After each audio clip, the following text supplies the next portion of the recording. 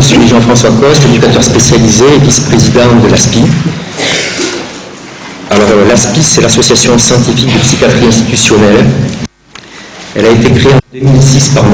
Roger Salgros, pédopsychiatre, notamment connu pour être un des fondateurs des CAMS, par M. Jean-David Attia, psychiatre, et M. Jean Voisin, médecin généraliste, avec le but de soutenir et d'interroger les pratiques institutionnelles dans leur pluralité, de favoriser l'innovation et la créativité, de penser que ce lieu de vie que peut représenter l'institution doit s'articuler au milieu du récit, c'est-à-dire de la parole des personnes accueillies, des professionnels et de leurs familles.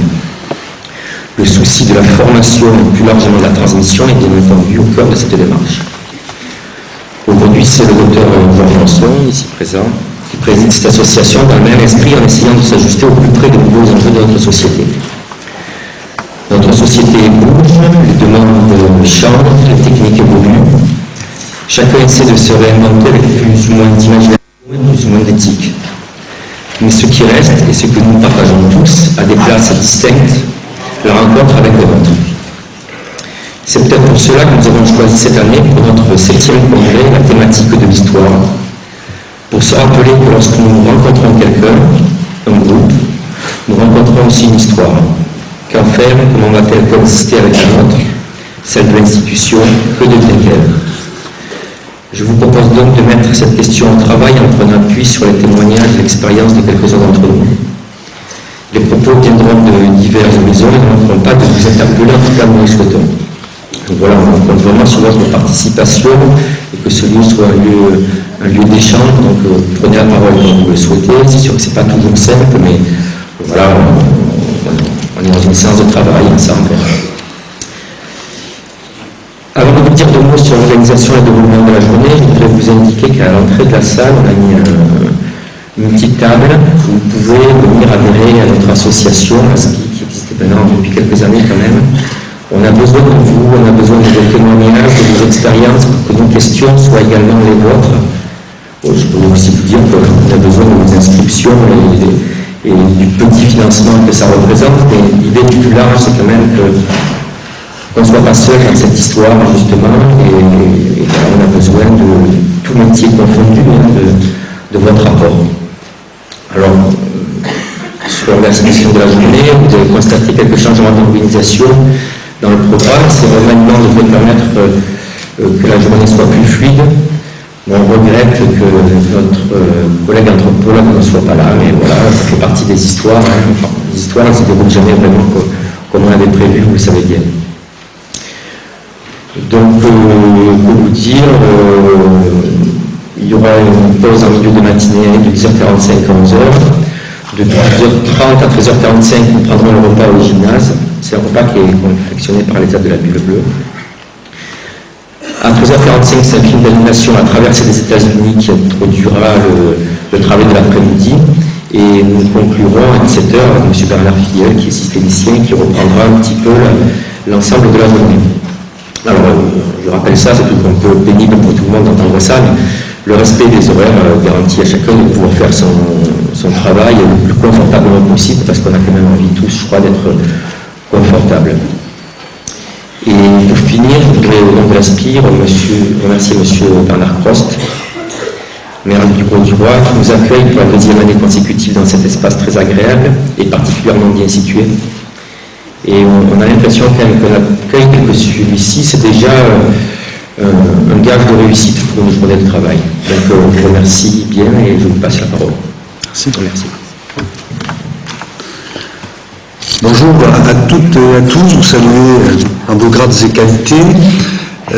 En tant que maire du Grau-du-Roi, c'est avec un grand plaisir que nous vous accueillons pour la 2e année consécutive. Et j'ai eu le plaisir d'échanger avec le docteur Lançon et le docteur Michel Montes, que je connais depuis longue date. Et la thématique de votre congrès aujourd'hui, qui, à travers l'histoire, les parcours,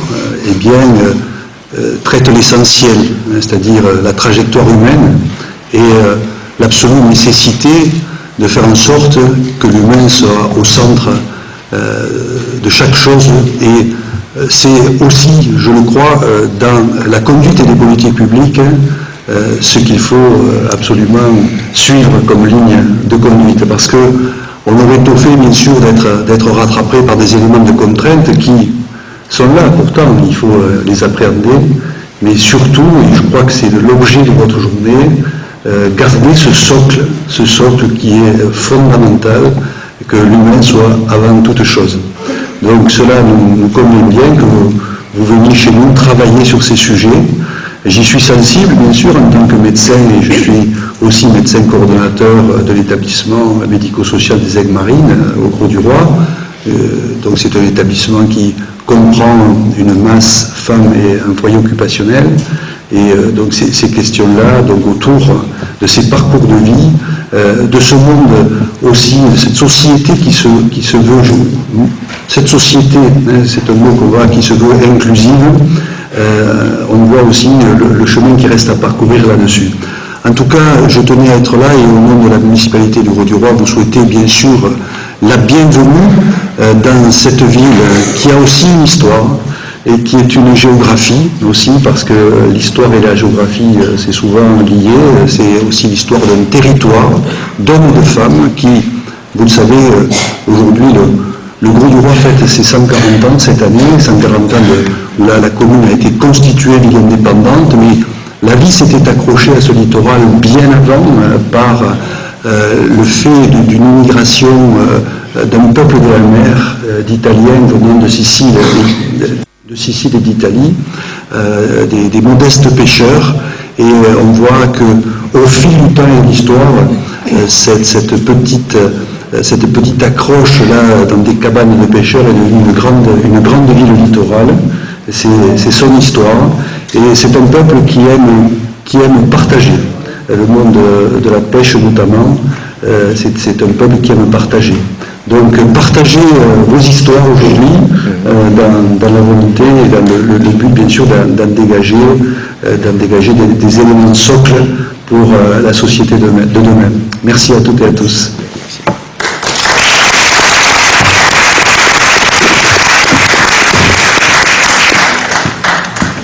Merci monsieur. Voilà, donc pour commencer la première partie de la matinée, je vais commencer par vous raconter une histoire, ou plutôt je vais vous résumer une histoire dont vous avez certainement déjà entendu parler, une histoire qui parle de l'importance de raconter des histoires. Le sultan Shahriar est blessé par l'infidélité de son épouse. Il la condamne à mort et impose qu'on lui livre chaque soir une jeune fille, il l'épousera et au petit matin, il la fait dégorger. Devant un tel massacre, le pays est sidéré. Et, à la stupéfaction de tous, Scheherazade, la fille du grand vizir. Le grand vizir, c'est l'équivalent des chefs de service dans nos institutions. Donc Scheherazade, la fille du grand vizir, se porte volontaire pour épouser le sultan. Chaque nuit, et cela pendant 1000 et une nuits, aidée par sa sœur, elle racontera au sultan une histoire qu'elle prolonge jusqu'au matin. Le sultan, impatient d'en connaître la suite, se voit obligé de la garder saine et sauve. Ce conte, que j'ai bien sûr résumé, 1000 et une nuits, je les ai résumés en 5 minutes, on m'excuserait. Ce conte nous enseigne que les histoires, la continuité des histoires, peuvent venir à bout de la barbarie. Et si les temps ont changé, reste cette nécessité de poursuivre le racontage de nos histoires, de celles de nos institutions. Nous savons qu'ici ou là, des espaces de parole, des espaces de narration sont mis à mal. Nous savons aussi que les directions d'établissement défendent cette idée de l'importance des histoires, de la circulation de la parole. Votre présence en est en partie le témoignage. De cette direction, on trouve ici l'expression de toute notre gratitude. Et puis, Travaillant dans le médico-social, nous savons aussi le poids des histoires personnelles, celles de ceux que nous rencontrons, celles que nous tissons avec eux. Nous-mêmes, ne sommes pas des pages blanches, vierges, non, bien sûr. Nous avons notre pardon de conflits internes, d'émotions confinées.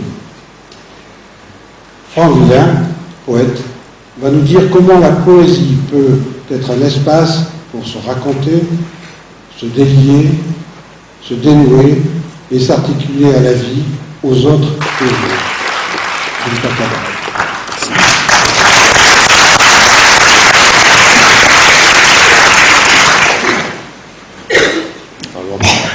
Merci Georges pour cette invitation. Pour le texte qui va suivre, je serai peut-être un petit peu en décalage avec ce qui va suivre. Je vais proposer une lecture d'un texte que j'ai écrit il y a 2 ans et qui renvoie à quelque chose que j'ai vu en 2011 au Japon. Je reprends l'expression de Georges que je découvre en l'écoutant, d'émotions confinées. Et c'est justement un texte qui va essayer de délier cette émotion liée à une blessure personnelle et collective.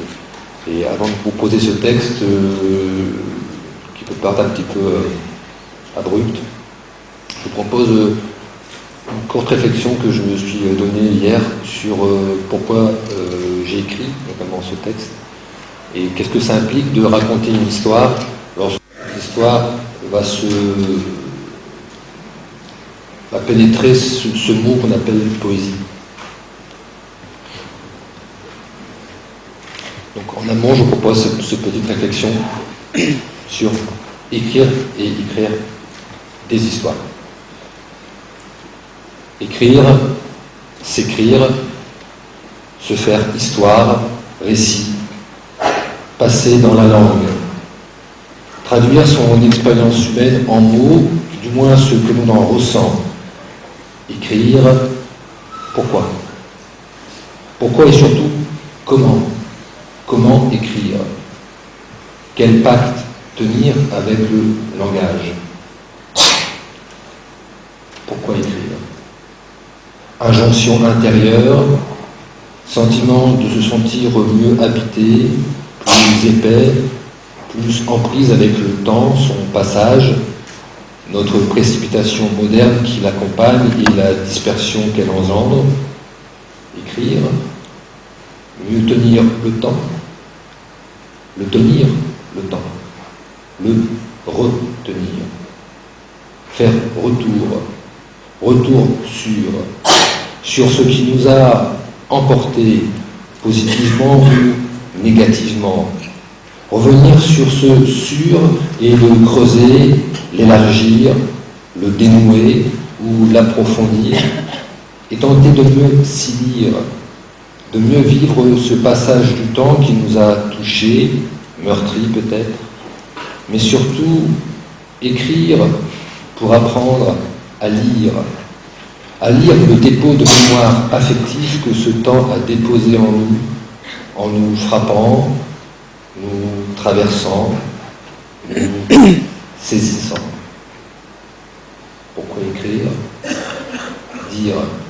Dire ce saisissement, ce ça, qui dans le flux des jours dépose en nous, à notre insu, des bribes d'émotions fortes ou sombres, et qui rentre en mémoire, s'additionne ou réactive en nos caves cellulaires ces déterminismes qui nous contrôlent, nés soit de l'éducation, soit de la famille, soit de la région dans laquelle nous grandissons.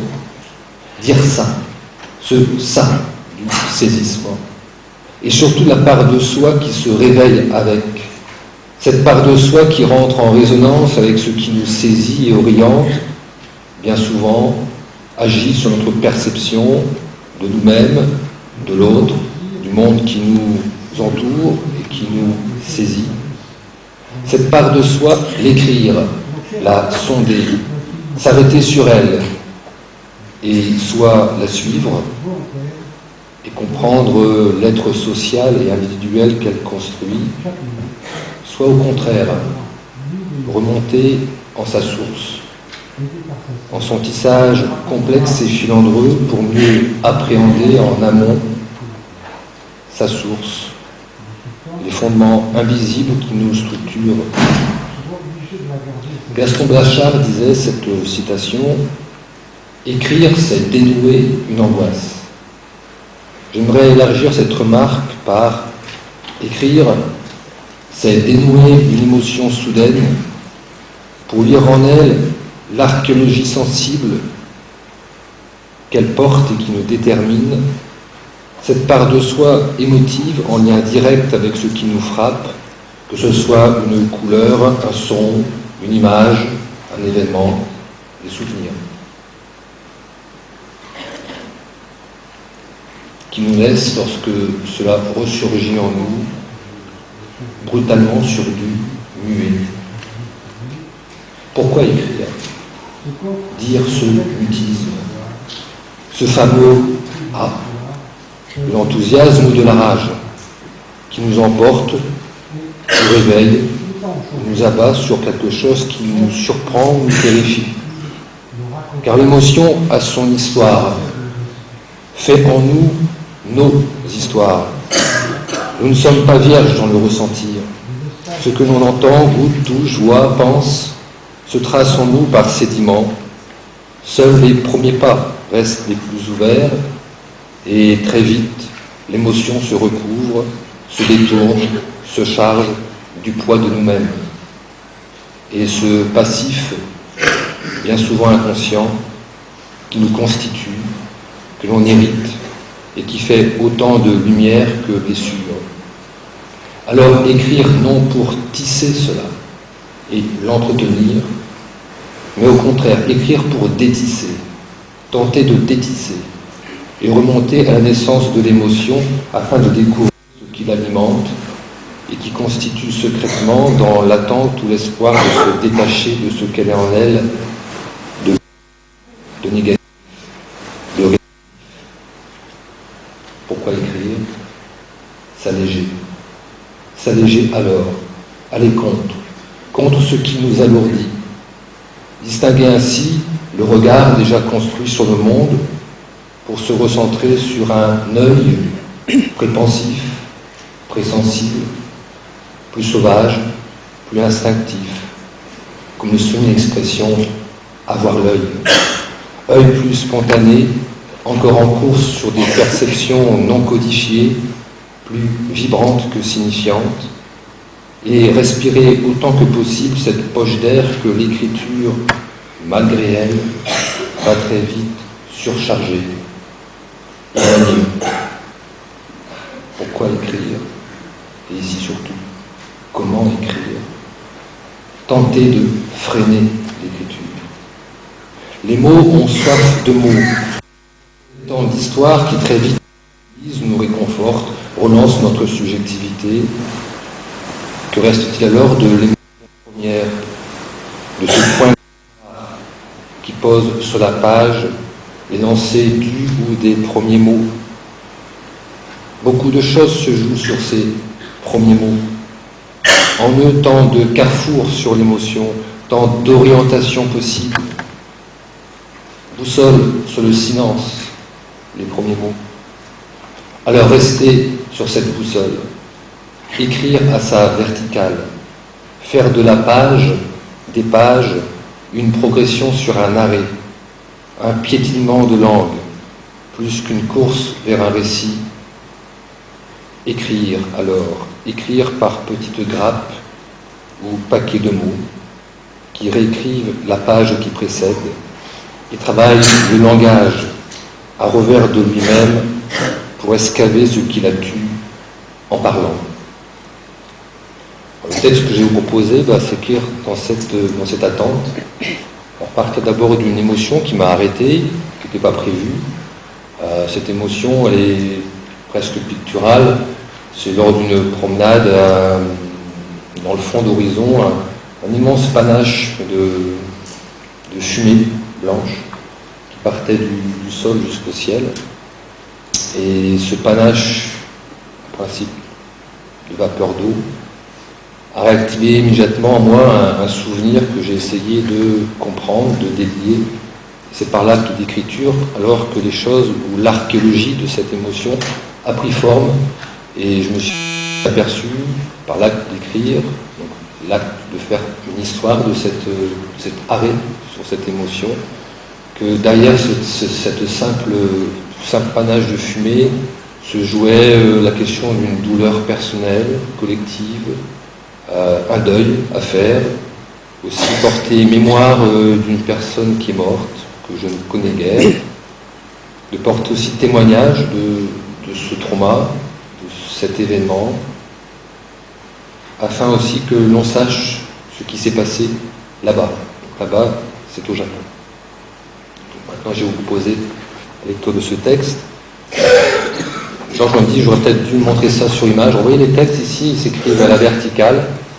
Ils sont numérotés pour cette série de 1 à 18.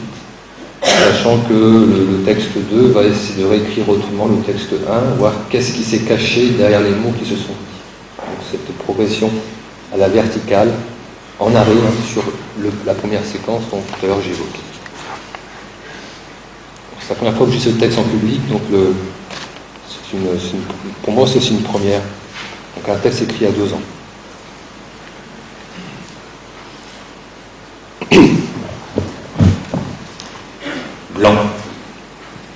Blanc, gonflé, musclé, énorme volute de vapeur, ce panache gazeux.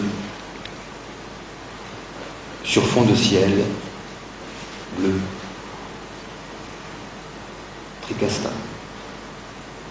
Œil gelé, voix muette, corps bloqué, le regard sur image, là. Devant. Dans. Ta chambre s'est resserrée. Souvenir. Dedans. C'est vif, immédiat, ne traîne pas d'air, ni traîne, ni pigment, dans l'œil, image, histoire, mémoire, barbare dans le regard qui plaque, place, plus autre chose, autre lieu, autre nuée, blanc, panache.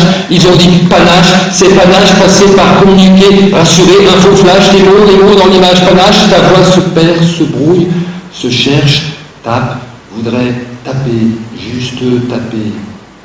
H2O, c'est juste H2O, l'énorme bouffée de vapeur qui grimpe dans le bleu. Chambre claise. Et puis les mots se taisent dans l'image de tête. Bobine, reflet, regret, révolte. L'eau ne coule plus dans l'œil. Gras de douleur. J'ai l'impression. Où? Quoi? Quand? Dans l'image, zone des ombres, du tassé, de l'enfui, de l'oubli qu'on n'oublie pas. La voix, cette voix qui sort. Tu ne te souviens plus de son visage. Juste voix dans l'image. Fantôme. Traîne, t'absorbe, te mêle à un temps d'avant. La voix au visage effacé. Tu ne te souviens plus. Tu ne te souviens plus, mais l'image te dresse dans le stocké. Nuées, nuages, blancheur aux taches de eau se confondent et se mentent.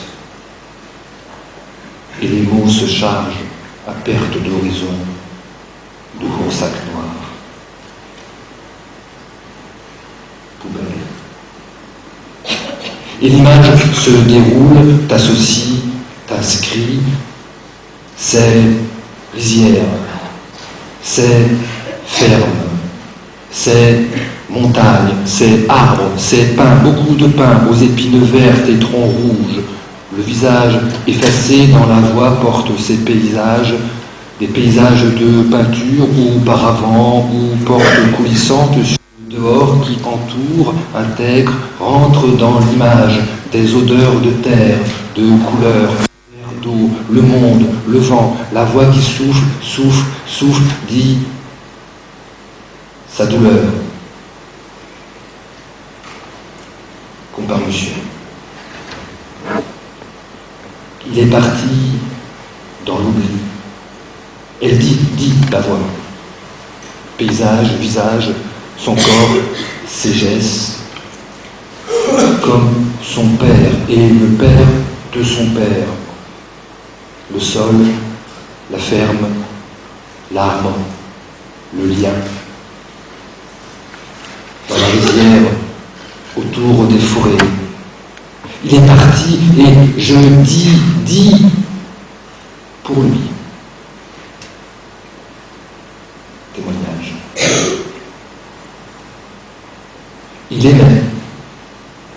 aimait sa ferme, car la terre était ses murs. Il aimait la terre, car ses gestes étaient en elle. Il aimait ses gestes, car il transmettait le sol, la vie. Il aimait la vie du sol, car elle dressait ce grand arbre dans la nuit.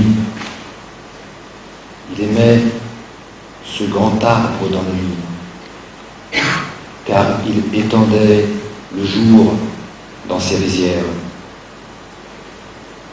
Il aimait le jour dans ses rizières, car il offrait un monde face au temps. Un arbre dans les rizières, elle dit la voix. Un arbre, on s'y repose. Il cherche l'ombre, il fouille l'énigme, le vent, les mots, les échos dans le bruit des feuilles. Un arbre. Cet arbre au milieu des rizières, on peut aussi s'y pendre. Plaidoirie. Silence dans l'image. La voix n'articule plus, mâchoire bloquée. Sa bouche crie du muet qui s'enfonce dans la chambre aux morts. Le gommer, l'effacer, le pas dire ça, cacher ça, enfuir ça, le sale, l'avaler. Censure. Ni odeur, ni couleur, l'air que tu respires, les fleurs que tu regardes, les champs que tu cultives, le riz blanc, toujours blanc, le riz. Ni odeur, ni couleur, le c'est là, mais pas là, juste un peu à côté, près de qui se déplace et vient, revient, coup de vent, coup de pluie, coup de là, le pas là qu'on ne croit pas. Ni odeur, ni couleur, les poussières qu'on ne voit pas, qu'on ne pèse pas, qu'on gobe sans savoir, qui se fixent ou se digèrent, les poussières dans les eaux même des morts. Il disait, les poussières, ne pas vendre, ne jamais vendre ce mensonge invisible.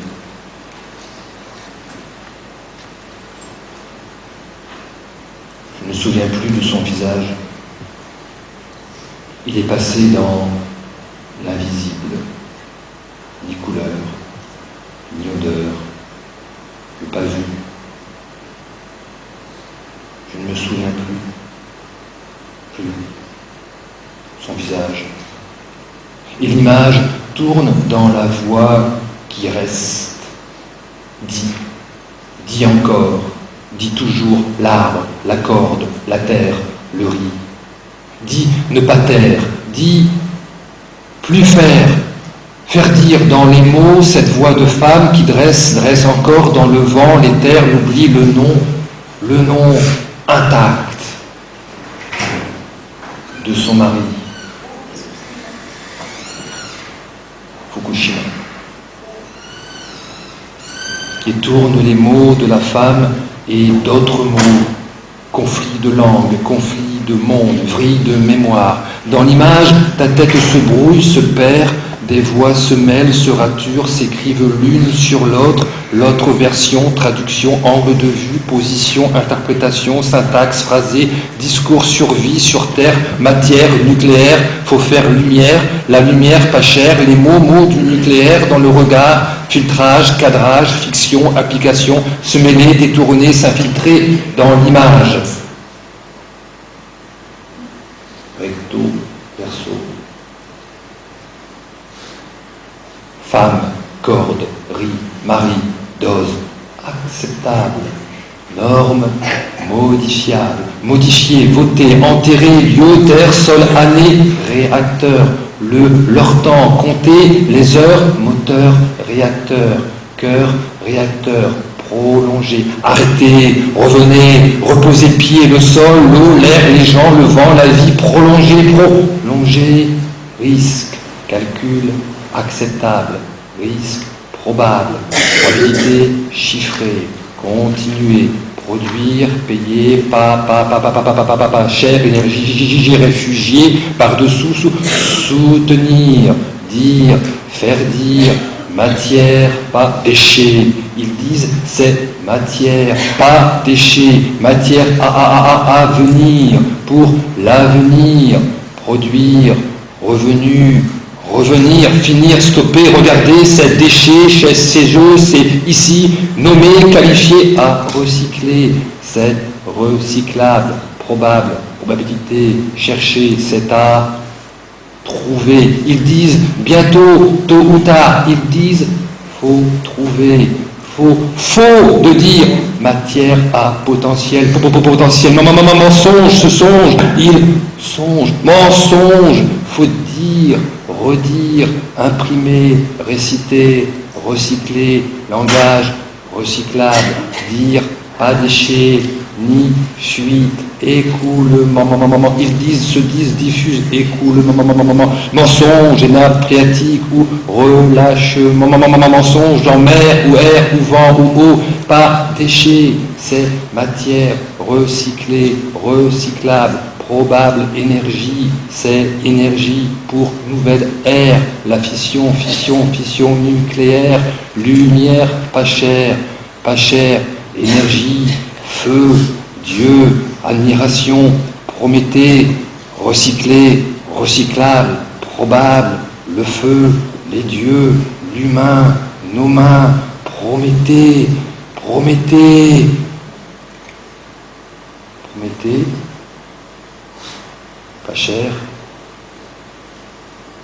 pas cher payé, la lumière. Contamination.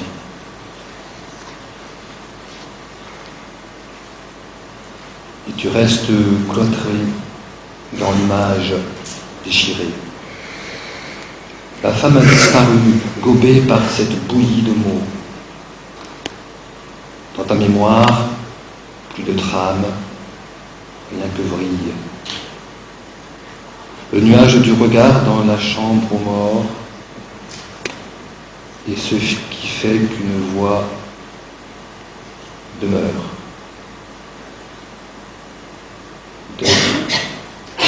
Une voix demeure, fait demeure.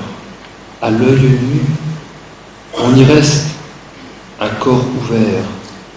Malgré tout, le malgré qu'inscrit l'histoire des hommes à tête d'atome, le bleu du là,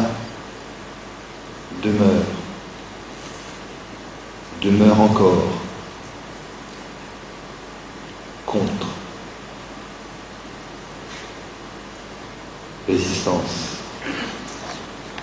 contre ce temps boulonné de jours déjà remplis, ces secondes d'étonnement qui décrochent la durée, contre ces lieux ficelés de routes à suivre, ces chemins de cailloux d'où délier la terre, Contre ces têtes projecteurs d'horizon à pourrir le ciel, ce corps si sensible à s'envelopper d'ici. Contre ces langages aux clôtures monoculaires, ces énoncés de mots si libres dans l'éclair. Contre ces regards qui dessèchent les sources, ce coulant de la voix dans l'invention de l'œil. On pourrait dire aussi, sans hausser le ton, contre toutes ces routes plombées de logique irréversible, dite irréversible, opposée, apposée, mettre à côté, juste à côté, ces traversées de souffle et d'histoire que porte la poésie. Engagement. Et dévale dans la chambre aux morts, matière, émotion instantanément vaine, l'espèce de grosse masse d'air dont on est soufflé, déchirure qui rive, l'homme ouvert dans sa division, d'identité obscure, un visage sans visage qu'on voudrait reconnaître, ne prendre vie qu'à partir de là, creuser le silence jusqu'aux mots, fabriquer de la lumière avec des lettres. Et rien ne change, et tout change l'œil.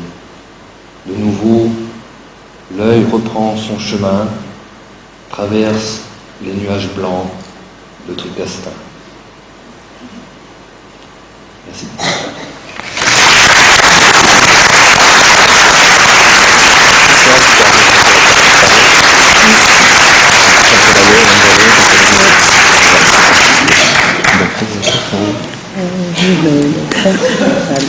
Merci Franck, c'est vraiment l'intense émotion et qui nous renvoie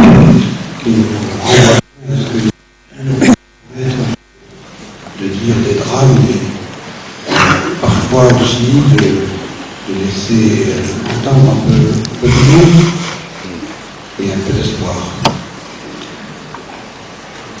Nous allons continuer la matinée avec le témoignage de Mélodie Hazard. Mélodie Hazard est enseignante dans une ULIS à Bagnols-sur-Cèze.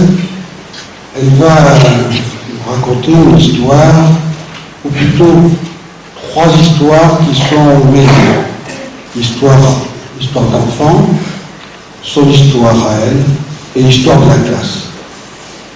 Voilà, je lui passe la parole. Merci.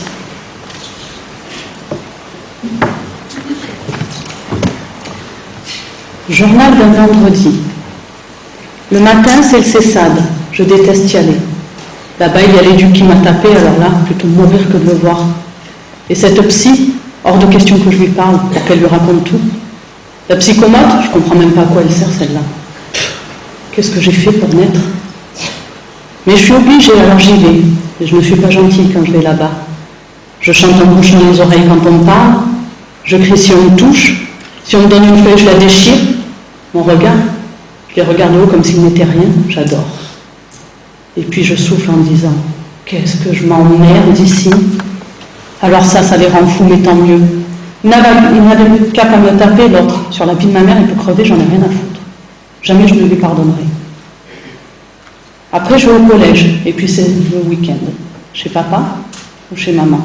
Avec mon frère ou sans mon frère. Il a 12 ans, on a 1 an d'écart. Va-t-il encore me battre s'il est là? Ou me faire assister à ces moments de masturbation sur mes peluches de quand j'étais petite? Tu vois, quand il fait un trou dans les fesses de ma peluche et qu'il rentre son zizi dedans, ou alors que sa copine lui fait des bisous dessus. Ma mère, elle n'aime pas les câlins, sauf avec mon frère. Elle ne m'en a jamais fait d'ailleurs. Peut-être parce que je suis un accident, c'est elle qui me l'a dit. Elle ne joue pas avec moi non plus, elle a horreur des jeux. Alors le samedi matin, on va au marché avec mamie, mais elle a un genou en moins, alors c'est chiant. Le dimanche, à midi, je reste dans un coin pendant que ma mère fait la plonge d'un resto en échange de quelques billets. Ma mère, elle est pauvre. Je l'aime, ma mère. J'ai toujours sa photo dans ma trousse en classe. Je ne sais pas lire et pas écrire, comme elle. Ou alors je sais un peu mais je ne le dis pas, comme ça je suis vraiment comme elle. Avec les trous dans le cerveau qui m'empêchent de retenir. Si, je vous jure, j'ai des trous dans le cerveau, c'est ma mamie qui me le dit. Elle me dit même que je finirai clocharde. Alors à quoi bon savoir lire? Pourtant, des fois, j'imagine que je pourrais être serveuse, qui sait. Chez papa, on reste enfermé tout le week-end. Qu'est-ce que je m'emmerde? Parce que papa, il fume des joints, il est défoncé toute la journée. Un jour, en cachette, les services sociaux sont venus me kidnapper chez lui.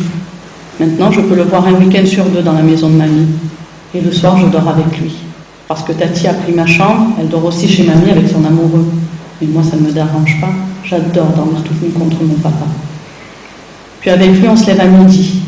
L'après-midi, peut-être que mamie sera là pour faire une partie de bataille espagnole avec moi. Ou alors avec les copines, on va cramer les poubelles du quartier ou traîner chez les gens en cachette. Après, ma famille d'accueil vient me chercher. Alors là, ça ne rigole plus.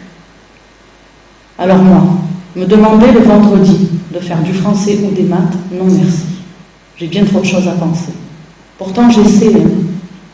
Mais au bout d'un moment, je n'y arrive plus.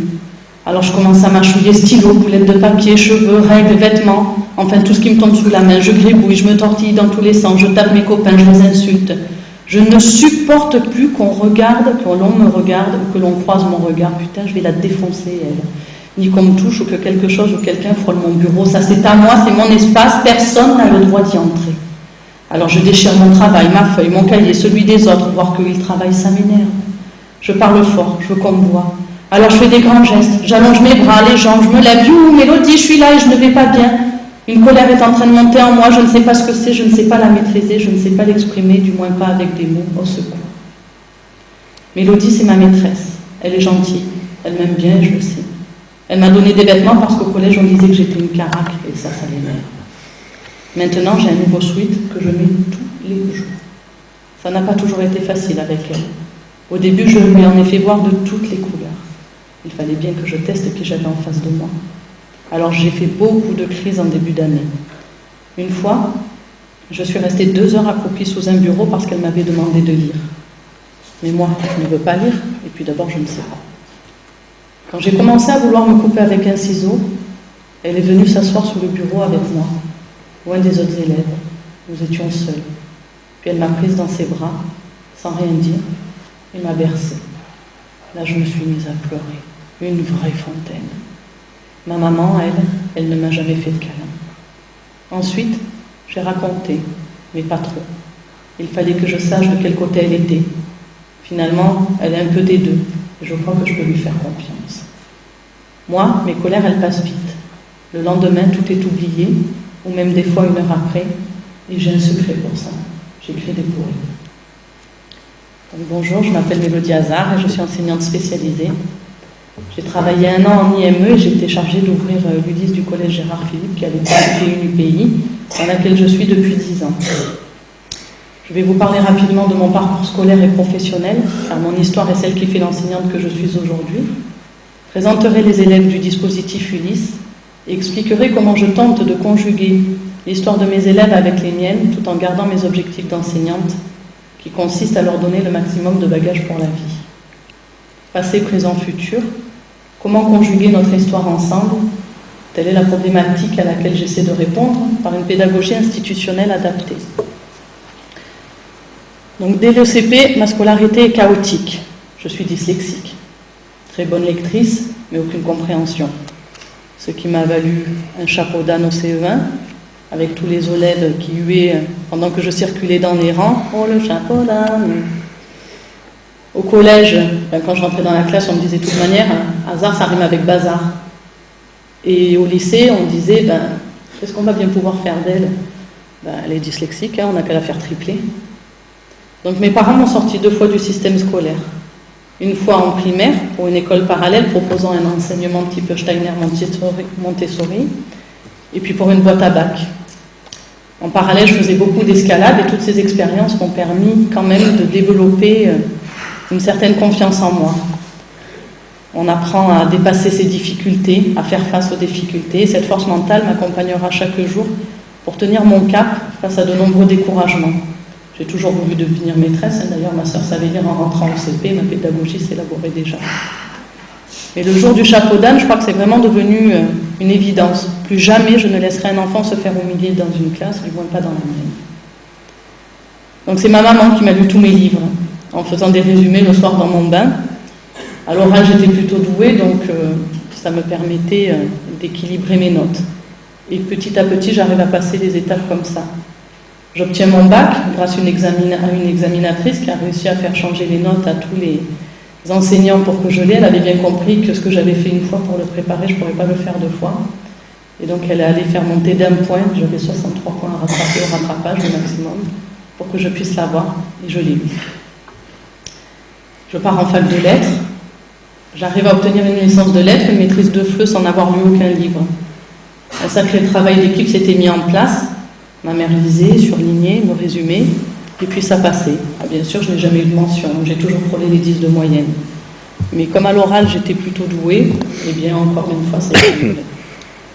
Alors c'était difficile, même très difficile. Je passais des heures à apprendre tout par cœur. Et mon pire souvenir, c'est lors d'un partiel sur les mouvements pédagogiques. Alors je savais tout sur le constructivisme, le socio-constructivisme, le behaviorisme.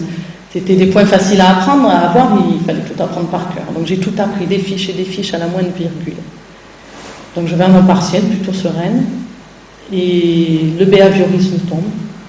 Donc j'écris mes pages sur le behaviorisme, je rends ma copie, je passe la porte de l'amphithéâtre, je sors, je comprends que j'ai tout écrit, ça oui, mais tout constructiviste. Ça a été terrible parce que quand on sort de là, on n'a qu'une seule envie, c'est de s'exploser la tête contre un mur. Comment notre tête peut nous tromper autant?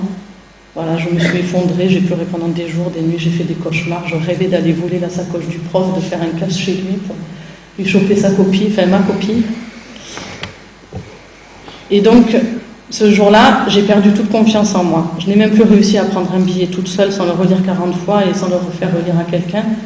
J'ai pu écrire un courrier sans que ça repasse devant ma mère, mon conjoint, mes amis, mon AVS, ma 2e, ma 3e. Tout ce qui m'avait permis de me battre chaque jour à l'école s'est effondré, j'ai perdu complètement confiance. Ce qui m'a sauvée, heureusement, mes proches et les rencontres salvatrices. Les profs de fac avaient tellement aimé mes oraux qu'ils m'ont proposé de donner des cours.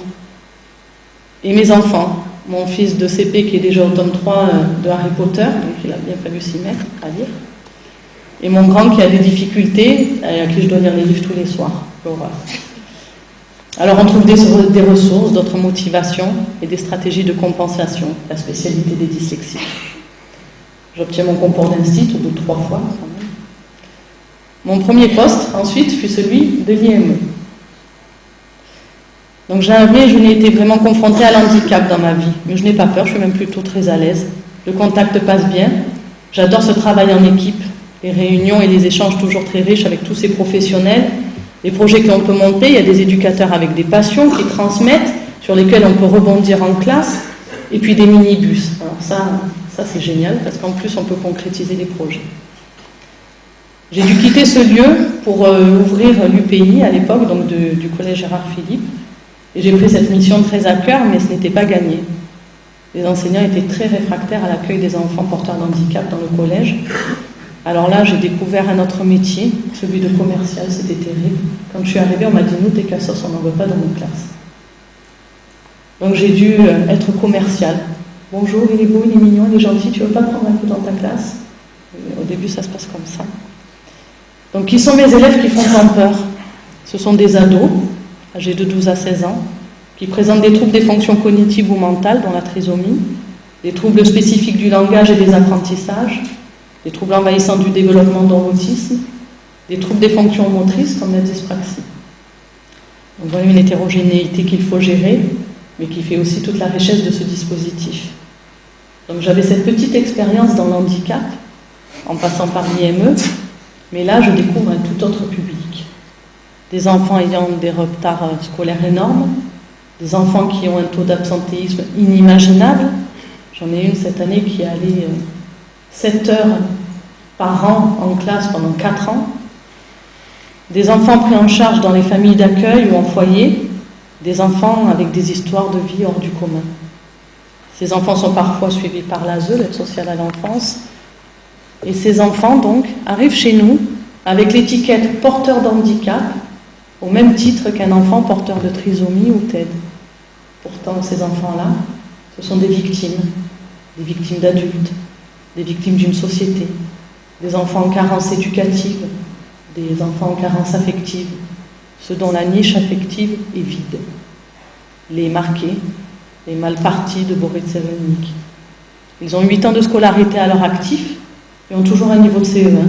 Ils n'aiment pas l'école, n'ont aucune motivation, refusent d'être élèves, ont parfois peur de l'enseignant ou tout simplement de l'adulte, ont peur d'apprendre, ont honte d'eux et ont une estime de soi proche de zéro. Alors, leur tête est bien pleine, ça oui, mais pleine de tout ce qui détruit, plus que par tout ce qui construit ou instruit. Et donc là, la mission de l'enseignant, elle devient bien complexe. Leur indisponibilité psychique a des conséquences sur la mémoire et donc sur les apprentissages.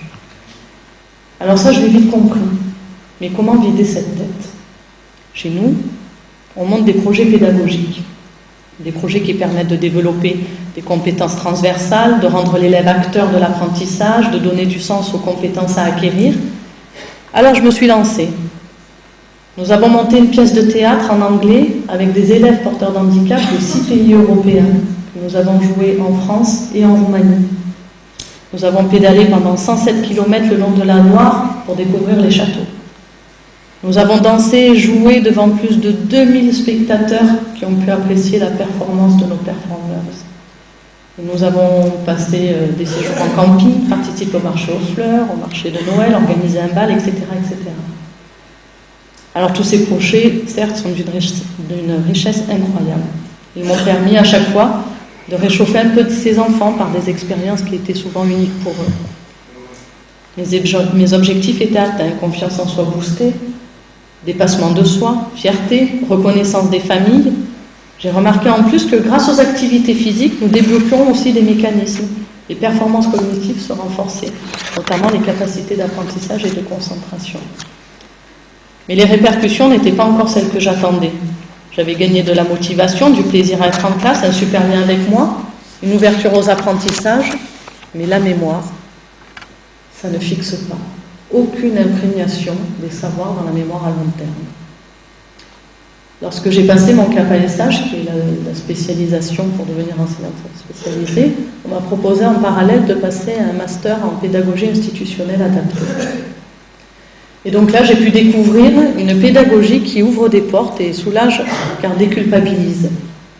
On observe, on écoute, on regarde, on ressent différemment, on se laisse confier des émotions, des sensations, des joies, des souffrances qu'on accueille plus ou moins bien suivant ce qu'on est. On s'intéresse à l'état affectif de l'élève. On tente de créer un lien de confiance. Sylvie Cana, qui est maître de conférence à l'université Paul Valéry de Montpellier, précise que l'enfant profondément et régulièrement troublé dans sa vie psychique se libère à minima et ce d'une façon éphémère des effets de ce trouble en le déversant sur l'environnement physique ou humain. Donc sous forme de passage à l'acte, hyperactivité, réactivité, sidération de la pensée, rupture des liens, conflit, crise, fugue, menace de suicide, etc., etc. Donc cette pédagogie, elle vise une mise en lien de ces différents niveaux par la politique de l'extériorité, de la contenance et de la séparation.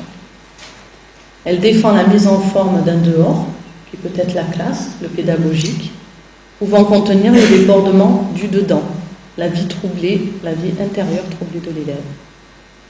C'est un peu une pédagogie du troc, on échange un symptôme contre du savoir. Elle ne pratique pas le refoulement secondaire et l'exclusion pour gérer la crise. Elle vise au contraire une transformation des éléments très archaïques de la vie sociale et psychique de l'enfant par une prise en compte de ceux-ci sur la table scolaire. Une des particularités de ces enfants, c'est de pouvoir écrire sur la page de droite une grammaire universelle de la langue française, et sur la page de gauche, une grammaire subjective d'une langue singulière, écrivant des textes chaotiques, mais loin d'être dépourvus de poésie. Lorsqu'un enfant présente des troubles de l'apprendre, ce n'est pas forcément une incapacité cognitive. C'est une capacité à articuler ces fonctions cognitives, du fait d'un trouble structurel, engendrant de l'instabilité au sein de ces fonctions. J'ai donc appris à aller les chercher, ces marqueurs, pour les déplacer hors de soi. Alors je ne suis pas psychiatre, je ne suis pas là pour les analyser. En revanche, je peux juste les aider à les déplacer. Et un des trajets pour y arriver, peut-être celui de l'écriture. J'ai donc appris, une écriture qui n'a de sens que pour l'enfant, qu'elle soit vraie, qu'elle soit fausse, qu'elle soit imaginée ou transformée, peu importe. À l'écrit, comme le précise Boris Cyrulnik, pas d'interprète. C'est le seul chemin de soi vers soi, contrairement aux fonctions pratiques d'un interlocuteur qui pourrait court-circuiter le circuit. Cet enfant du journal du vendredi dont je vous ai parlé au départ, j'ai tenté, grâce à la poésie qu'elle adorait, d'ouvrir une porte, au-delà de laquelle cette tête bien pleine pourra libérer un peu d'espace en livrant ces messages que je serai prête à lire. On l'appellera Céline. Je présente mon projet aux élèves en leur expliquant que nous allons produire des poèmes sans pour l'instant leur en donner le thème. Alors là, Céline, elle est toute folle, elle prend une feuille, elle prend un stylo, elle me dit « T'inquiète, moi je sais faire, c'est pas la peine que tu m'expliques ». Et elle commence sur sa feuille à écrire « des milliers de… ». Alors j'essaie de la freiner un petit peu et lui explique qu'avant de commencer, je vais leur lire des poèmes pour pouvoir définir le thème sur lequel on allait travailler. Alors là, cette idée ne lui plaisait pas du tout, car lorsqu'elle produisait des poèmes, elle les écrivait toujours de la même manière, avec les seuls mots qu'elle connaissait sur le même schéma. Une première inquiétude se lit sur son visage. Il va falloir produire autre chose que ce qu'elle sait faire et se ferme complètement. Je la rassure en lui expliquant que je serai là pour écrire avec elle. Je lui parle de la réalisation d'un recueil dans lequel elle pourra mettre tous ses poèmes. Et là, l'idée l'interpelle, j'arrive à retenir un petit peu son attention. J'avais choisi plusieurs poèmes traitant des sujets de l'enfance, les jouets, les doudous, la récréation, l'école, les histoires du soir. Et j'avais pris sur des blogs des poèmes d'adolescents parlant de leur enfance difficile. Alors là, je l'entends marmonner dans le coin. Mais ça peut faire mal quand on parle des choses. Donc après chaque lecture de poème, je laissais les élèves exprimer leurs ressentis. Pour certains, ça faisait appel à des souvenirs. Ils se rappelaient vaguement de leur jeu, du nom de leur doudou. Et alors pour d'autres, c'était moquerie. Ils se moquaient d'eux comme si c'était des trucs de bébé. Comme si une part de leur enfance était complètement effacée de leur mémoire. Plus de souvenirs, plus d'émotions, plus de rire, plus rien. Ma deuxième séance consistera à réaliser un pêle-mêle sur l'enfance. Les élèves devaient énoncer tous les mots qui leur faisaient penser à ce thème. Donc je note au tableau le mot enfance et en soleil tout autour, j'écris tous les mots qu'ils me donnent. Ce soleil représente notre première production collective. J'ai classé ces mots, les mots de ce pêle-mêle, en deux champs lexicaux. Donc d'un côté, nous avons l'enfance heureuse, avec tout de même ses caprices et ses bêtises, qui révèlent la présence d'un cadre moral, vous devez le voir, dont l'enfant a besoin pour grandir avec ses limites et donc des tentatives de transgression. Et de l'autre, des mots bien plus durs, certes présents chez tous les enfants, mais la différence chez les élèves, c'est que les points présents dans le champ lexical de gauche étaient dotés d'aucun souvenir, tout ne semblait qu'utopie, alors que ceux de droite étaient ceux de l'ordre du vécu, et correspondaient à leur réel souvenir d'enfance. Finalement, le cercle de gauche serait l'enfance rêvée, celui de droite, l'enfance vécue. C'était une enfance chargée d'émotions, avec un je t'aime, qui a beaucoup partagé la classe. Nombreux étaient ceux qui ne l'avaient jamais entendu, ou ceux qui disaient on ne se dit pas ça chez nous. Ce que l'on remarque aussi chez ces adolescents, c'est l'absence des parents. Ils ne sont jamais nommés, sauf pour les disputes. Les mots papa et maman n'ont jamais été utilisés. Donc pour Céline, cet exercice a été un moment d'écoute et d'observation. Impossible pour elle, comme elle me l'a expliqué plus tard, de se rappeler de quoi que ce soit. Pourtant, une fois les mots lui échappent. Ma sucette, c'était une tutute. Mon papy l'a trempée dans du miel le soir pour m'endormir. J'ai demandé ensuite à chacun des élèves de choisir un thème sur lequel ils aimeraient écrire un bon ou un mauvais souvenir, un objet ou quelqu'un qu'ils ont adoré ou détesté, bref, quelque chose qui les a marqués dans leur enfance. Céline a choisi sa sucette, sa tutute. Et donc, pour les replonger dans ce monde de l'enfance, je leur demande de faire appel à leurs 5 sens pour recréer l'univers autour de leur choix. Donc Céline écrit son mot au centre de sa feuille, tutute, et là, c'est le néant. Aucune émotion, aucune sensation, aucun univers n'entoure ces 2 mots, plus aucun souvenir ne sort de sa bouche. Céline s'énerve, Céline gribouille, Céline déchire. Je sais pas, moi, je me rappelle pas. Céline m'explique qu'on ne lui a jamais raconté, qu'il n'y a que son papy qui sait tout. C'est le seul qui pouvait me prendre dans ses bras quand j'étais petite, sinon je me racontais. Céline ne veut pas m'en dire plus. J'essaye de passer 2 séances pour essayer de lui faire sortir des choses, comprenant que c'était trop difficile pour elle. Je lui propose d'apporter une photo d'elle quand elle était petite. Céline rapporte une photo et ce Langling me l'a montrée. Sur cette photo, on la voit elle entourant de ses bras un chien dans une cuisine. Pas de papa, pas de maman, pas de frère, un chien. Donc je lui demande de me décrire la photo. Je suis moche et le chien est noir et blanc. Bon, ma poésie, elle commençait très mal. Donc, comme les autres, j'ai essayé de recréer l'univers de cette poésie en passant par les 5 sens. Et là, petit à petit, une odeur de paella se dégage de cette cuisine. Je prends des notes car elle ne veut pas écrire. Et là, c'est l'invisible qui apparaît. C'était ni elle ni le chien qui étaient les plus importants sur cette photo. C'était le lieu dans lequel elle se trouvait, la cuisine de son papy et de sa mamie. Son papy aux yeux qui change de couleur, sa mamie aux 1000 senteurs, un moment d'évasion dans son monde de douleur.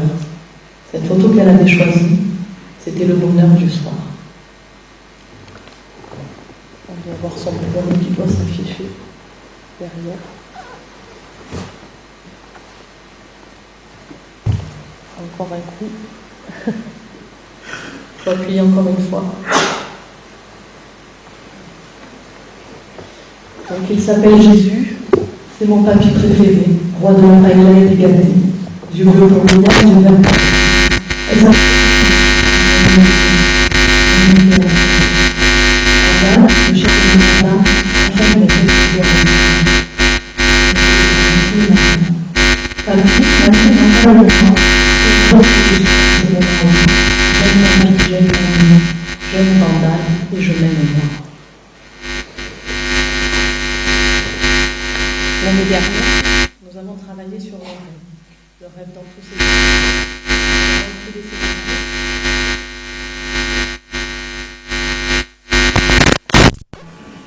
Le rêve, c'est un super thème parce qu'il permet tout. Notre metteur en scène a cité le thème rêve ou cauchemar au sein du collège. Et donc là, la plupart des élèves ont choisi le rêve pour inventer une solution idéale à un problème. Parfois le personnage était eux, parfois le personnage inventé.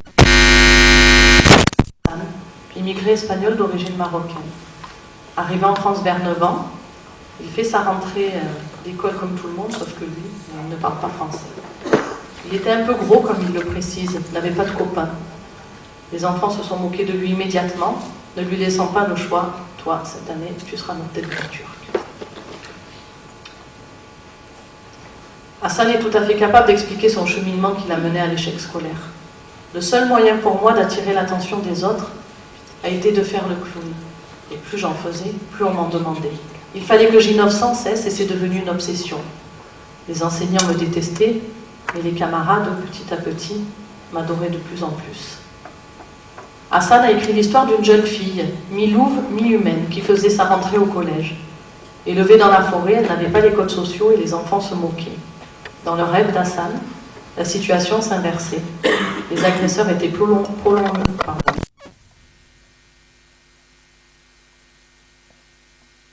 Dans le film, jouait le rôle de celui qui trouvait la solution, celui qui faisait le lien entre l'agressé et l'agresseur. L'histoire se finit bien. Moi, j'ai été sa main, sa béquille, un passage à témoin, un passage de témoin. Des idées se bousculaient dans sa tête, il n'arrivait pas à les écrire, et le chemin se fait. 3 mois avant la fin de l'année, Hassan m'a demandé de modifier tout son emploi du temps. Il était en 3e, son orientation pour le lycée se précisait, et donc un nouvel univers l'attendait. Il m'a dit, tu as 3 mois pour m'apprendre à écrire. Tu vas voir, je ne suis plus le même, cette fois-ci ça va marcher.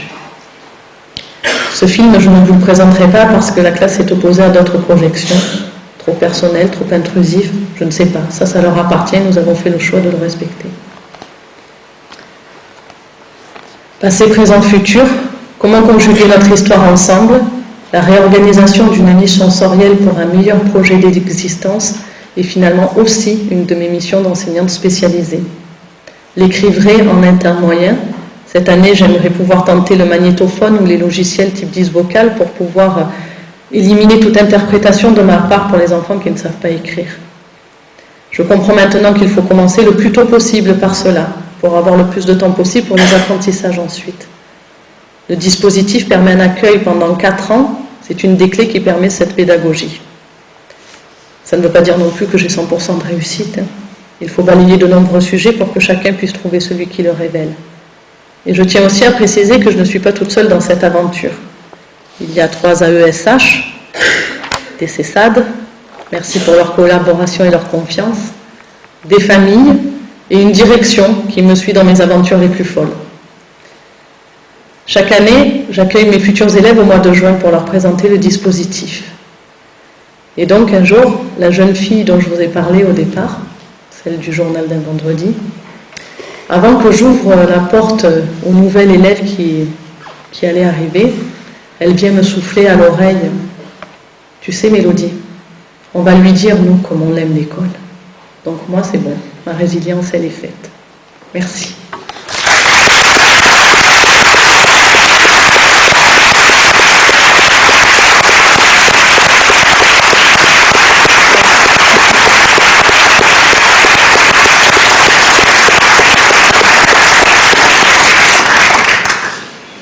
Je me demandais si on avait un micro qui baladait.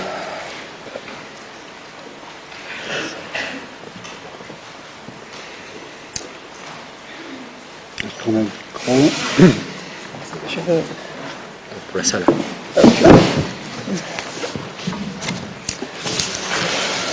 Merci Mélodie pour ce témoignage très vivant, très émouvant, et où on sent bien comment ton histoire permet que tu accueilles les histoires des autres, et en même temps comment ta culture de la construction des arrière-fonds nécessaires aux élèves, la construction en s'appuyant sur la valeur des traces sensorielles, et de revisiter ces traces sensorielles, ça permet de réengager des mises en représentation, y compris des mises en représentation qui vont être le support des apprentissages scolaires. Je ne sais pas si Franck ne savait pas qu'il allait y avoir des poèmes. Et peut-être tu as quelque chose à dire là-dessus. Il y en avait d'autres qui défilaient derrière, je ne sais pas si vous les avez vus.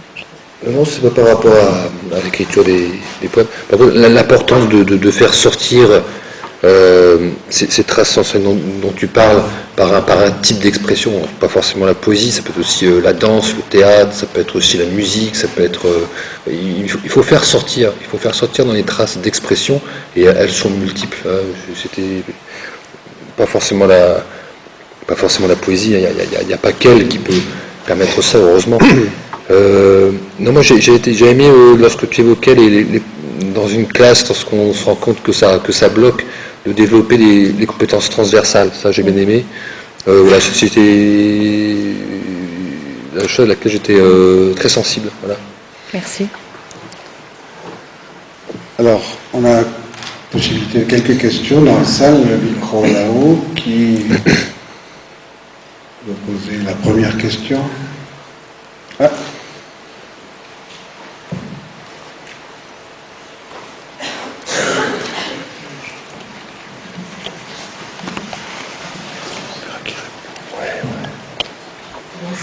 Bonjour Mélodie. Bonjour. Sonia Chabat, psychologue, et je crois que nous avons travaillé ensemble. Tout à fait. J'ai grand plaisir à vous retrouver. Moi aussi. Voilà. Et j'ai beaucoup apprécié bien sûr votre intervention, et je ne connaissais pas votre histoire. Je trouve que cette articulation est vraiment très intéressante. Ma question était plus sur l'intégration au sein du collège et dans le regard des autres enseignants ou des autres élèves, puisque vous avez dit, en arrivant, la réaction était plutôt de dire on n'en veut pas. Alors je voulais juste savoir si, après tout ce parcours, ce travail et tous ces apports que vous avez racontés, est-ce qu'il y a eu des évolutions aussi, des possibilités de partager des choses et de modifier un peu ces premières résistances? Merci. Donc oui, en effet, les projets, c'était des projets avec les autres enseignants et les autres élèves du collège. Donc c'était des projets très complets. Donc on était une centaine d'élèves sur scène quand on a fait les spectacles, par exemple. L'évolution, elle est minime, je trouve, au niveau des adultes. Elle est bien plus présente au niveau des élèves, puisqu'ils ont grandi avec les ULIS, les UPI. Donc maintenant, leur vision de la population porteur de handicap, elle fait partie vraiment de leur environnement. Et on a très très rarement des conflits au sein du collège à ce niveau-là. En revanche, avec les adultes, c'est beaucoup plus compliqué. Voilà. Donc c'est un travail de tous les jours. Je me sens toujours commerciale. Voilà. C'est un rôle que je déteste. Mais voilà, il ne faut pas lâcher parce que petit à petit, chaque année, je vais en gagner un de plus. Un enseignant qui va se mettre à mes côtés. Mais finalement, il y en a qui disent on préfère en avoir 10 comme les tiens que 30 comme les nôtres. Donc voilà. Donc voilà, petit à petit, peut-être que ça va s'inverser. On va vers l'école inclusive, donc il va bien falloir que les mentalités changent. Voilà. Je ne sais pas si j'ai répondu à la question. Merci.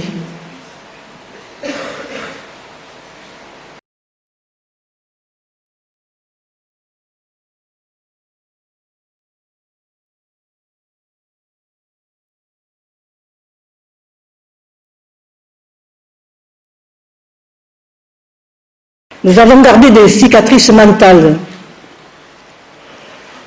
de notre incapacité à dire non et à accepter des excuses qui ne nous ont jamais été faites.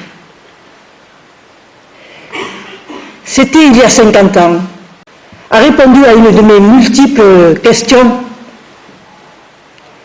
Je suis comme vous, je ne sais pas. Et là, tout d'un coup, un voile s'est déchiré. Nous, parents, savions des choses. Lui, professionnel, en savait d'autres. Et il y avait des choses que lui, ni nous ne savions dans la même direction. Pour le bien-être de ma fille et pour celui de tous les enfants autistes.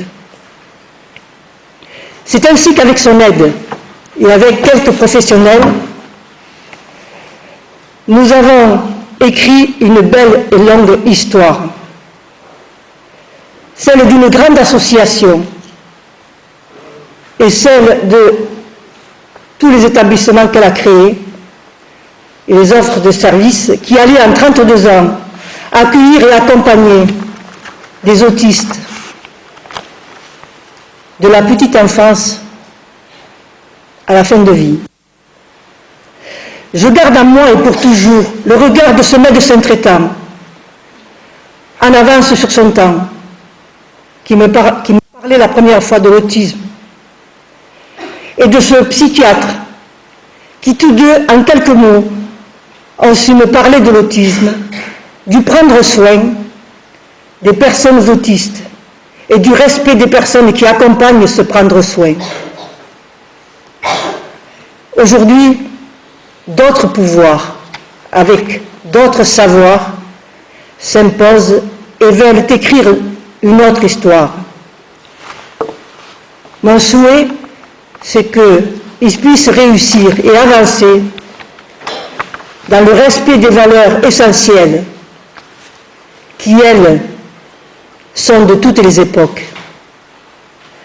Et je citerai pour terminer, moi aussi, une phrase de Boris Cyrulnik dans son dernier ouvrage.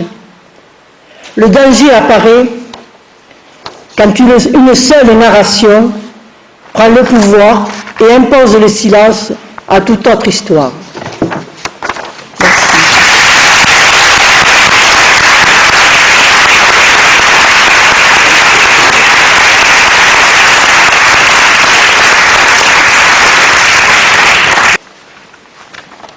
Je vais passer, on fera la discussion à la fin. Je vais passer la parole maintenant à Bernard Filleul. qui va nous parler d'histoire et d'institution. Alors bonjour. Je vais mettre debout parce que si je reste assis, je n'arrive pas à réfléchir.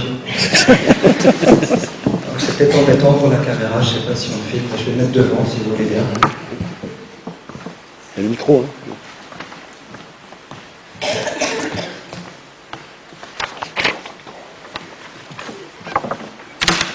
Alors voilà, je fais déjà mon intéressant, je mets debout devant tout le monde.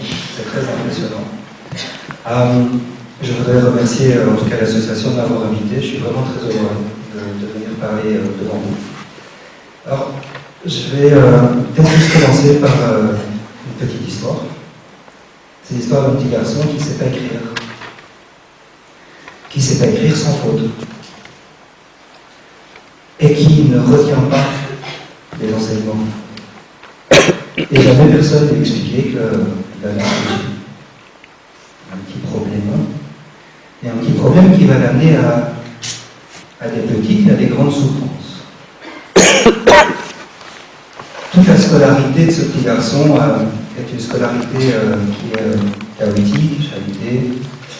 Et il a trouvé un bon moyen pour faire passer son petit problème un peu inaperçu. Il arrive à énerver tout le monde en tant que clown. Donc on s'occupe du clown et pas du petit garçon qui ne sait pas écrire.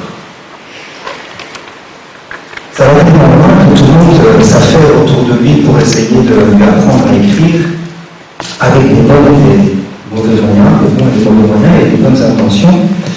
Et ce petit garçon se souvient de ces cartes postales de vacances. Vous savez, à l'époque, il n'y avait pas encore Internet, GSM, Twitter, Facebook, WhatsApp, Snap. On envoyait des cartes postales, une espèce de truc un peu particulier pour ce petit garçon parce que ça laisse des traces. Ça ne s'efface pas comme un SMS ou comme un Snap qui efface tout seul.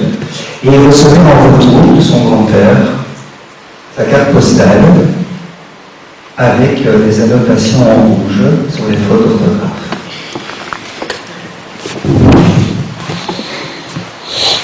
On peut apprendre, bien sûr. Ce petit garçon se sentait bête, idiot, obtus, stupide, sans volonté d'apprendre. Et malgré tout, il fait son chemin. Il rencontre des enseignants qui le prennent d'affection et qui voient de la lecture. Alors je vais avancer un petit peu. Il arrive à réussir quand même des études dans sa scolarité. Donc je suis belge et donc on n'a pas de bac chez nous. On a une année qui s'appelle la Réto et elle se termine par une grande dissertation. Et j'ai eu la chance d'avoir la meilleure dissertation de toute ma promotion, avec le plus mauvais points.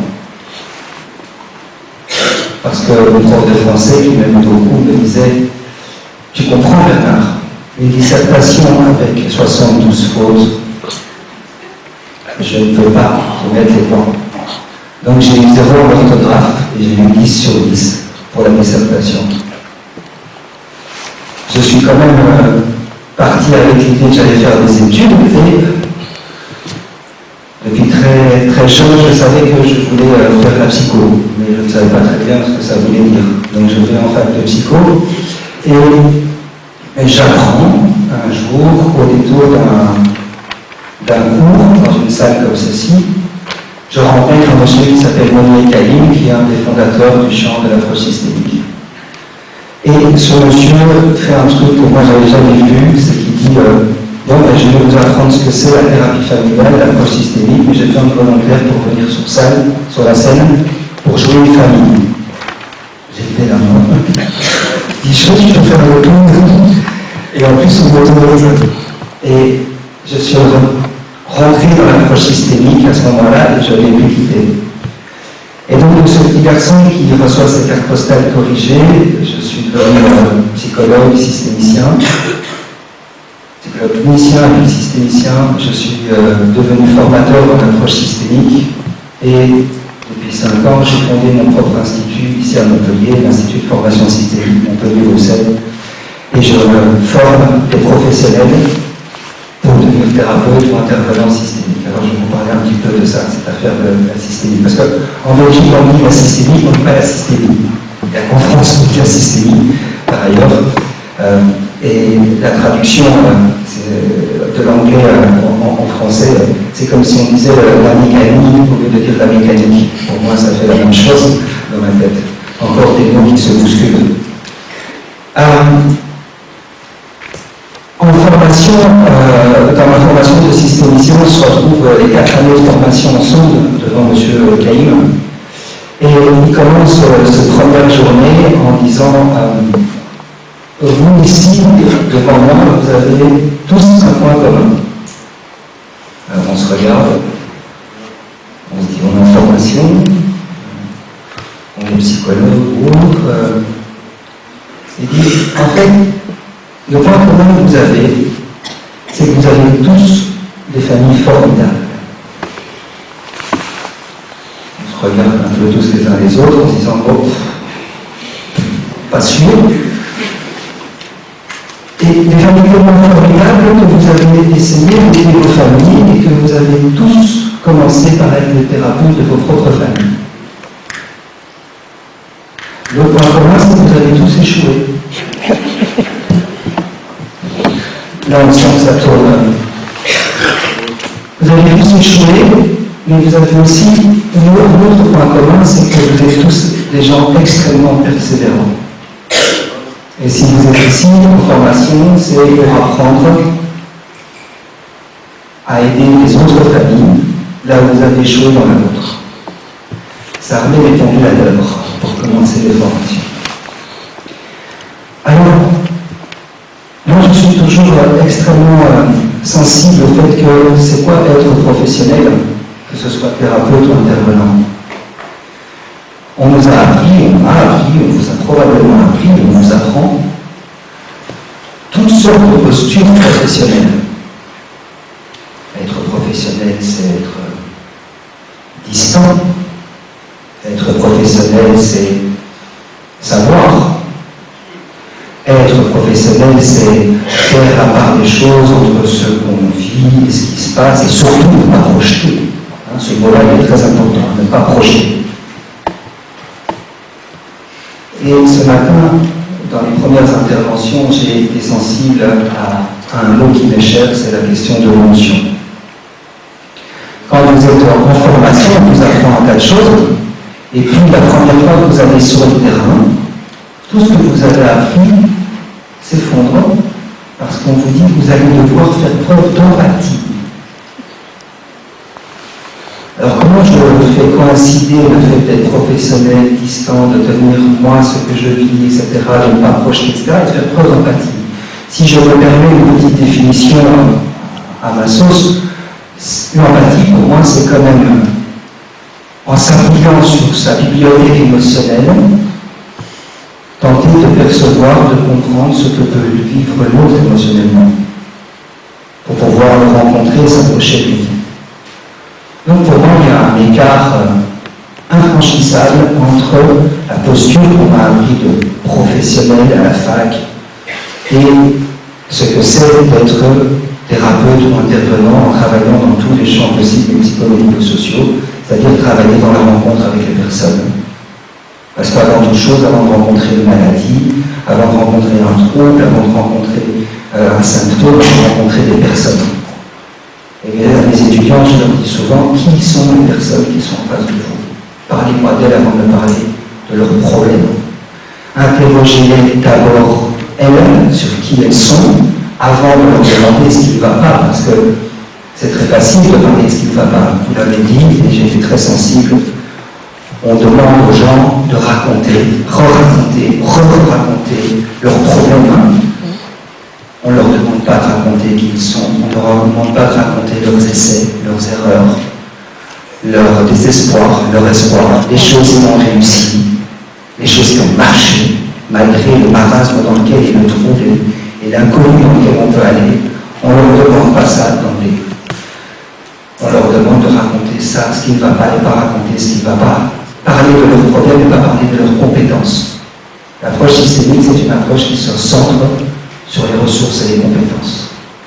Et le thérapeute, où l'intervenant systémicien va développer son travail pour permettre aux gens de développer leurs propres ressources et leurs propres compétences. Et le médecin qui vous a dit « je ne sais pas », ben c'est quelqu'un de, moi je trouve, un grand homme. Voilà, Parce que absolument. pouvoir dire à une famille, là on est dans un supposé savoir, dire « je ne sais pas », on va apprendre ensemble, eh bien ça demande du courage, c'est pas évident.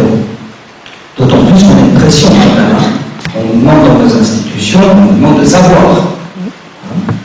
Vous rencontrez quelqu'un pendant une heure, vous vous retrouvez en réunion d'équipe et on vous dit « alors ».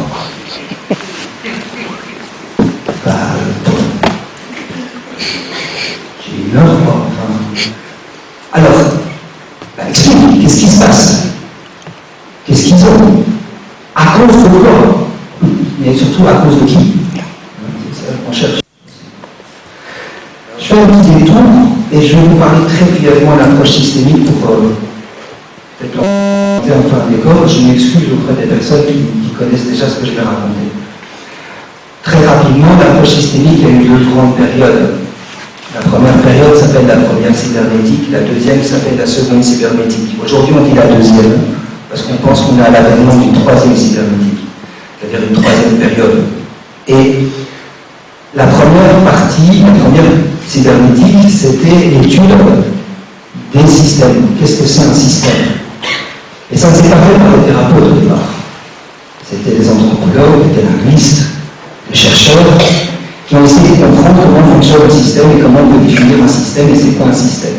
Il faut savoir que de toutes ces études, de toutes ces recherches, ça a permis aussi aujourd'hui de faire fonctionner votre smartphone et que Siri puisse apprendre et vous répondre. Ou que Google, je ne sais plus comment il s'appelle, le copain de Siri. C'est ce qui fait que quand vous mettez deux téléphones en face de l'autre et vous lancez Siri, Siri se répond. Vous avez déjà essayé? C'est assez intéressant, c'est-à-dire comment l'intelligence artificielle se crée, ça vient des travaux de la cybernétique, c'est-à-dire comment un système apprend par lui-même.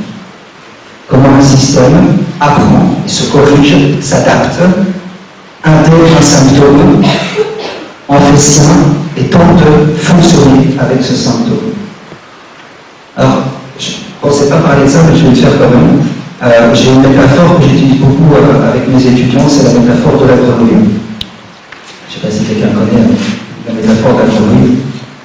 Vous prenez une grenouille qui est un batracien et qui vit en eau froide. Oui. Vous prenez la grenouille, vous la mettez dans un pot d'eau chaude et elle va s'échapper directement. Par contre, vous prenez une grenouille et vous la mettez dans son pot d'eau froide et vous augmentez la température d'un petit peu, un petit degré en plus. Qu'est-ce qu'elle va faire? Elle va frétiller, elle va gigoter et elle va s'adapter. Après, l'être humain est très intéressant parce qu'il est capable de faire des expériences absolument horribles. Il remet encore un petit peu d'eau chaude pour voir ce qui se passe. Et ça recommence, ça frétille, ça s'agite, ça s'adapte. Et puis il recommence encore. Et encore, et encore, et encore. Et d'une adaptation à une adaptation, ce que j'appelle la suradaptation, c'est-à-dire s'adapter à partir d'une adaptation, la grenouille arrive à rester dans l'eau d'eau chaude et de mourir et bouillanter sans vouloir se sauver. Ça, c'est l'adaptation qu'est capable de faire tous les systèmes. Comme la grenouille, les familles qu'on rencontre, les personnes qu'on rencontre, on ne les rencontre pas au point A, ni au point B, ni au C. On les rencontre peut-être à N ou à R, où elles sont suradaptées à tel point qu'elles sont ébouillantées et qu'elles ne bougent plus. Ça veut dire à tel point qu'elles ont utilisé toutes leurs ressources. Je dis souvent à mes étudiants, quand vous voyez les gens, pensez à ça. Pensez qu'ils ne sont pas ce que vous observez à ce moment-là. Parce que ce que vous observez à ce moment-là, ce sont des personnes qui se sont suradaptées pour survivre. Et survivent parfois à des choses horribles, des choses qu'on leur a renvoyées, et à des choses qu'ils ont vécues, qu'on n'ose même pas questionner ou même pas penser. La première cybernétique, ils ont étudié toutes ces lois, ils ont sorti des lois, les grands de la théorie générale des systèmes. Ils ont réfléchi à ce qui se passe dans la communication entre les êtres humains. Il y a un très très bon bouquin qui s'appelle La praxis de la logique de la communication de Vassalik et consorts. C'est un bouquin extrêmement intéressant parce que dans ce bouquin, il y a 5 axiomes qui va résumer toute la communication humaine. Dans ces 5 axiomes, on peut essayer de décoder qu'est-ce qui se joue entre les individus. On dit que les systémiciens sont des experts de la relation. C'est-à-dire qu'ils se sont dit, de toutes ces lois, on va commencer à réfléchir comment on peut aider les gens. Alors, du coup, si on a appris comment ça fonctionne, on peut aider à réfléchir à comment on va aider ces gens. Et donc, il y a d'autres chercheurs qui se sont mis ensemble, qui étaient tous à l'origine des médecins, des psychanalystes, puisqu'à l'époque, c'était la seule approche thérapeutique qu'on dirait acceptée. Hein. Et au lieu de voir le problème et d'amener une solution comme étant une solution comme un médicament, hein, une technique médicale, on détecte un problème, on diagnostique, on amène une solution médicament. Et ils se sont dit, on va commencer à voir comment ça fonctionne entre eux, et on va essayer de voir comment on peut intervenir avec eux. Parce qu'ils se sont rendus compte d'une chose. Dans la première cybernétique, on est sur la planète A et on intervient sur la planète B. Et puis on revient sur la planète A, on réfléchit tous parce qu'on est des grands penseurs et on va aller distiller le traitement sur la planète B. Mais ils ont quand même bien vu que tout système observé est modifié par l'observateur. Rien que votre présence, avant même que vous ayez rien fait, même avant votre présence, ils n'ont pas encore vu votre bruit, que ça a déjà modifié leur interaction. On a parlé de monsieur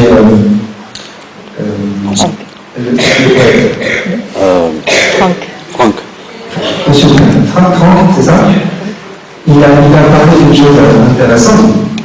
C'est que maintenant que je viens de penser à lui, j'ai oublié de ma pensée. C'est pas mal. Ça va revenir.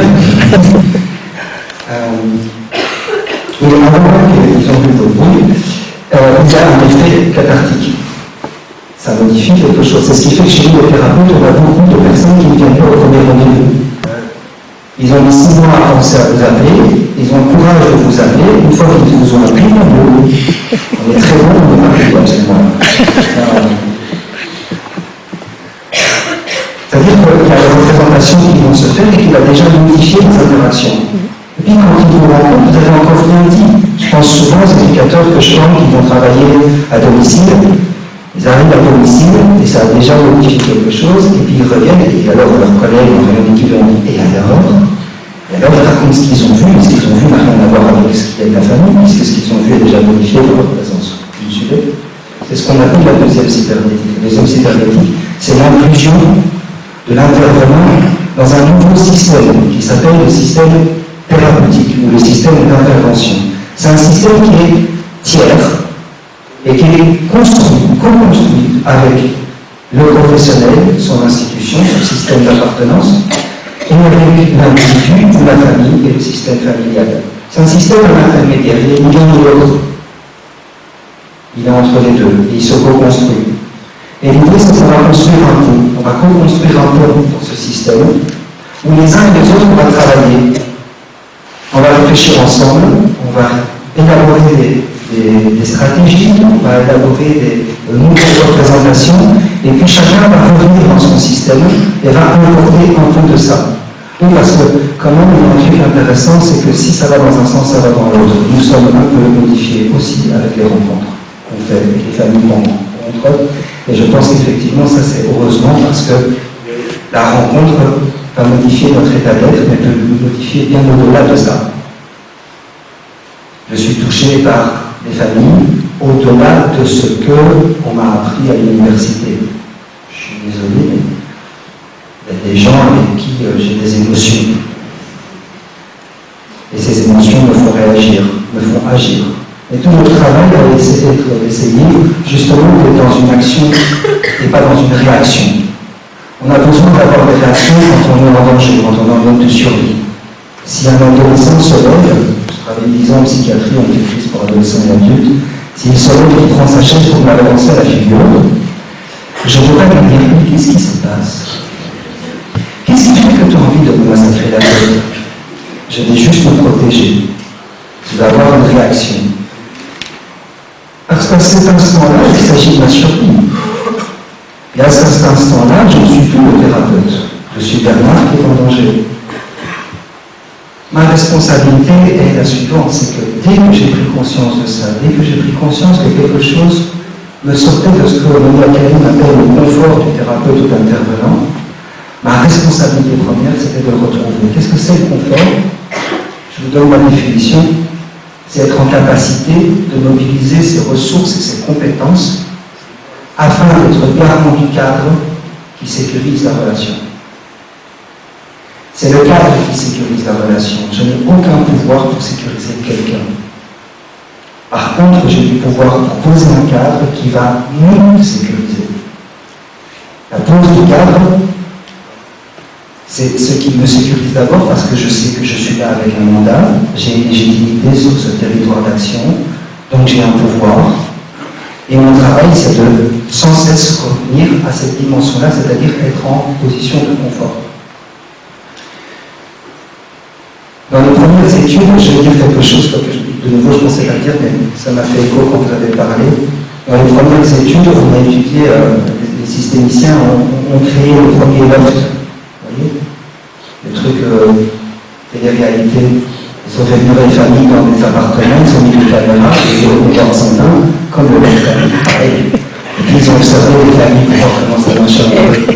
Et les premières familles qu'on a observées, c'était des familles schizophrènes.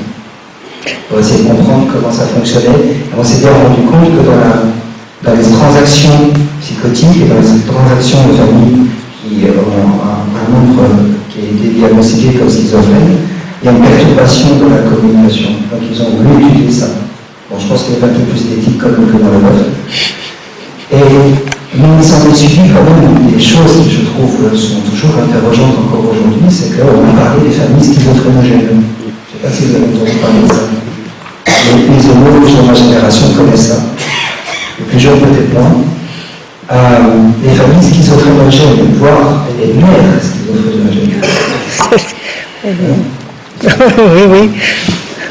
Ça. Alors, je ne sais pas si on dit les mêmes histotogènes, un truc comme ça. Je peux imaginer très vite qu'on puisse arriver à ça. Et donc, dans ce travail de comprendre comment ça fonctionne, ce qui était vraiment pour moi important, c'est comment aider quelqu'un qui va aider les autres à être effectivement ce qu'on appelle son propre outil. C'est-à-dire à s'utiliser soi dans ce qu'il ressent avant ce qu'il pense. Ce sont nos émotions qui nous meuvent, ce sont nos émotions qui nous font agir. Après, bien sûr, je dis aussi qu'il ne s'agit pas de fonctionner qu'à l'intuition. Parce que je pense que ça peut être aussi destructeur que de fonctionner qu'avec la pensée. Il faut pouvoir faire un alliage entre les deux. Mais comment penser à soi d'abord pour pouvoir penser à l'autre ensuite? Ce que j'appelle l'égoïsme sain. Et à ne pas confondre avec l'égocentrisme. L'égocentrisme, c'est moi, pour moi, par moi et les autres. Je n'en occupe pas. L'égoïsme sain, c'est comment je prends soin de mon confort, de ce qui se passe à l'intérieur de moi, que ce soit physiologique, émotionnel, psychologique, pour pouvoir être disponible en qualité de présence pour l'autre et permettre aussi, évidemment, à mon appareil psychique de se mettre au service de l'autre. Je dis souvent, pendant une séance, pendant une intervention, je mets mon corps et ce que je vis à l'intérieur comme émotion, je mets ma pensée au service de l'autre. Mais d'abord, je dois être en lien avec moi pour le faire. Combien de temps? Alors,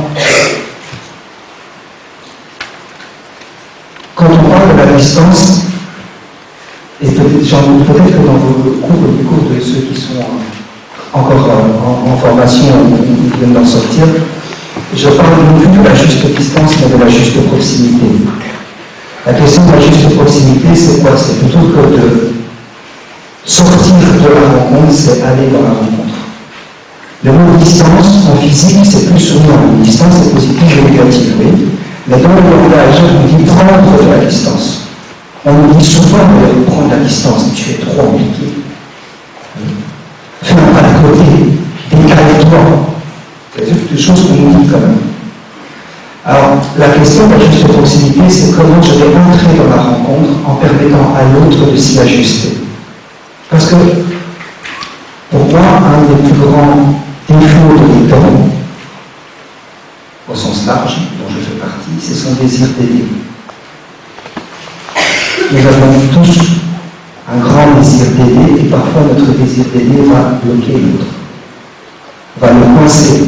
Puisque nous, on le sait, et on a tellement de désir d'aider qu'on peut accueillir l'autre sans nous permettre de s'ajuster à ce qui va se jouer dans la relation, à ce qui va se jouer dans la rencontre.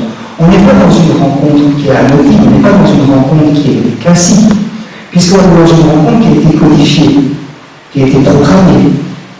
On a de toute façon un mandat, que ce soit un mandat judiciaire, un mandat institutionnel, ou moi, en tant que thérapeute, dans mon cabinet privé, j'ai un mandat qui m'est donné par les familles. Et je leur dis souvent, tant que vous m'en donnez le pouvoir, je l'exercerai pour vous aider, une fois que vous en donnez. Donc, cet ajustement, on en a la responsabilité.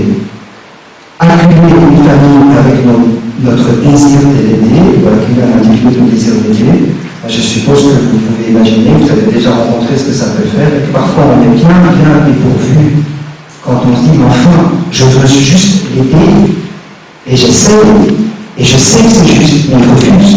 Et on va parler des résistances. Les résistances des patients, les résistances des familles. En psychiatrie, on parlait de la non-compétence au traitement. C'est bien ça, la non-compétence au traitement. Surtout que moi, je travaillais dans une unité à l'époque qui était une unité essentiellement sous mandat judiciaire, donc la non-compétence, pour voir comment on peut la traiter, comment travailler avec un mandat judiciaire et comment on peut créer ensemble.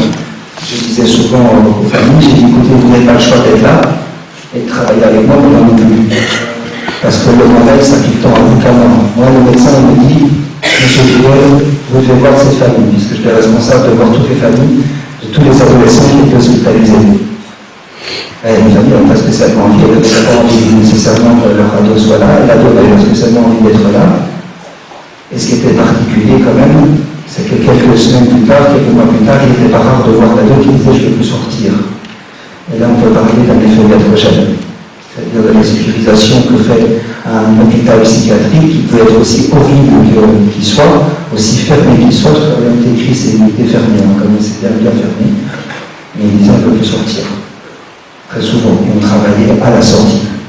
Très rapidement, après l'hospitalisation et l'entre-hospitalisation, on travaillait à la sortie de l'hospitalisation. Ce qui a l'air assez paradoxal quand même. J'ai eu une expérience qui m'a été traumatisante en tant que thérapeute et jeune thérapeute à l'hôpital, c'est que le jeune médecin en formation, qui fait son dernier stage de psychiatrie, dernière année, ce médecin me écrit mon ordonnance. C'est-à-dire qu'on avait des papiers qui étaient marqués prière. Donc prière de, c'est marqué au-dessus prière. Donc le médecin me faisait une prière. Non. C'est une prière à laquelle il faut répondre, attention, hein, c'est pas ça où vous sautez des choses. Une prière de recevoir la famille, je parle toujours de Ryan. Ryan, c'est l'adolescent, l'enfant, l'adulte et sa famille de Ryan, parce qu'il faut toujours sauver Ryan, vous savez. Donc, prière d'effectuer, donc moi je vais prendre une photo à l'époque, j'avais pas les mains, d'effectuer une parentélectomie. Noir sur blanc. On ne parle pas de l'avant-guerre, je vais faire la chirurgie, mais quand même. On parle de là une vingtaine d'années. Donc c'est pas très loin. Prière d'effectuer une parentélectomie. Bonjour monsieur madame, je vous convoque pour venir à un entretien de famille et nous allons parentélectomiser. Lobotomiser. En tant que systémicien, jeune systémicien, vraiment j'ai eu beaucoup de mal à continuer à travailler avec ce médecin. Mais si je voulais pouvoir travailler avec ce médecin, il a fallu que je comprenne qu'est-ce qu'il mettait dans ses mots. Et qu'est-ce qui fait qu'à un moment donné, il a utilisé ces mots. Qu'est-ce qui fait qu'à un moment donné, il a pensé ça. Et qu'il m'a demandé ça. Qu'est-ce qui fait qu'il a pensé que la famille était tellement pathogène que le seul traitement qui pouvait s'effectuer pour lui, c'était une parentélectomie. Ça me fait penser aux enfants qu'on place dans des endroits où les parents n'ont plus le droit d'aller. Ça me fait penser aux fratries qu'on sépare en des départements différents. Alors ça parle de la parentélectomie, ça fait la fratrectomie, quelque chose comme ça. On est encore dans ça. On est encore dans ça, on est encore, c'est choquant quand je vous raconte de l'extérieur, mais je vous raconte parce que je voudrais que vous soyez vigilants à qu'est-ce que parfois notre désir d'aider peut amener, et peut amener plus qu'en pensée. Alors, encore deux mots, juste un jour je vais en formation, vous savez que j'ai une dame qui est magnifique, qui s'appelle Alessandra Duc-Marmoud. Alessandra Duc-Marmoud, qui est suissesse, et qui travaillait, qui est systémicienne et qui travaille avec les comptes. Et un jour, on est dans une grande salle, comme ça, plus grande encore que celle-ci, tous les professionnels. Et on dit, pour vous parler de mon travail avec les comptes et les familles, et les enfants et les adolescents, j'ai choisi un compte spécial, rien que pour vous, pour les aidants. Alors, elle dit, je vais vous demander de penser à une situation. Et penser à une situation dans laquelle vous êtes en problème, en difficulté, en tant que professionnel. Vous l'avez bien identifié. Alors, je vais vous poser les questions suivantes, et pendant que je raconte le compte, vous allez répondre à ces questions. Vous allez trouver le patient désigné. Vous allez trouver les protagonistes familiaux principaux. Vous allez vous trouver dans le compte. Vous allez trouver les différentes personnes qui gravitent autour de cette situation. Et puis vous allez réfléchir à la solution que vous voyez pour vous par rapport à vos difficultés dans cet accompagnement. D'accord? Elle lit le compte et tout le monde la tête baissée, en train d'écrire, un côté extrêmement concentré. Elle termine son compte, qui est magnifique. Et puis elle nous dit, alors, est-ce que tout le monde s'est trouvé dans le compte? Ah oui, forcément. Levez la main, tout le monde lève la main. Est-ce que vous avez trouvé le patient dîner? Les familles, les ministres, les différents, même les différents aidants autour de la situation, oui, très bien. Et là, elle dit, je veux que vous répondiez tous en même temps, on va faire le plus simple. Qui est le patient désigné? On a eu une cacophonie. C'est-à-dire qu'il n'y avait pas qu'un nom, il y avait de multiples noms. Qui est thérapeute? Même chose, cacophonie. Chacun de nous, nous sommes appropriés le conte, nous sommes appropriés l'histoire. Et nous avons trouvé quelque chose de thérapeutique, au sens large du terme, nous avons trouvé quelque chose qui nous aide dans le conte. Elle a fait cette thérapie, une petite introduction en disant j'ai choisi un conte spécialement pour vous. On était fiers. On a l'oratrice qui vient, la formatrice qui nous choisit un conte que pour nous. On était quand même bien attentifs à essayer d'y répondre. Mais dans ce conte, au travers de cette histoire, on s'est nous-mêmes approprié, on a créé notre propre représentation, notre propre perception de cette histoire-là, dans laquelle on s'est mis en lien, et qui a joué quelque chose sur nous. Alors je terminerai par histoire de famille, histoire d'individu, histoire d'institution, histoire d'intervenants, de professionnels, histoire de transmission et transmission d'histoire. Ces histoires qui nous construisent, ces histoires qui nous détruisent, ces histoires qui nous reconstruisent. On me raconte, on se raconte, je me raconte, je te raconte. Ça me construit, ça nous construit. Histoire d'une ou de rencontre, reconnaissance, nouvelle naissance.